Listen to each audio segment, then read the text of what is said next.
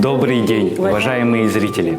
1 декабря проходит муниципальный этап чемпионата «Профессионал-2023». Сегодня мы вам расскажем про сам чемпионат и его направление сетевое и системное администрирование.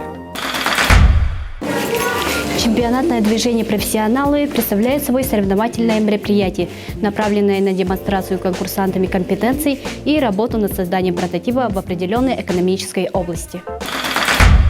Компетенция сетевое и системное администрирование нацелено на развитие у детей интереса к цифровым технологиям в углубленном плане, а именно, из каких комплектующих состоит персональный компьютер, над чем работает сама система компьютера и как работает передача данных по сети.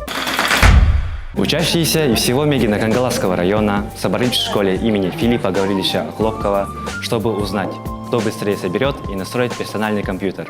Итак, давайте же посмотрим, чем заняты наши конкурсанты. Я стал больше понимать, как устроен компьютер.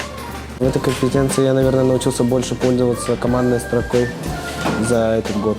Я не собираюсь связывать свое будущее с этим направлением, но мне это интересно.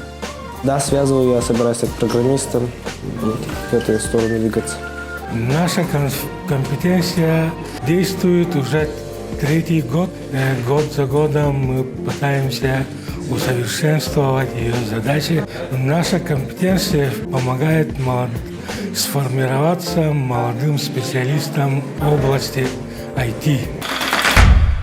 Надеемся, вы узнали много нового, и в следующем году все больше детей заинтересуются этой компетенцией. Пожелаем участникам удачи и достижения новых высот в будущем. На этом у нас все. До новых встреч!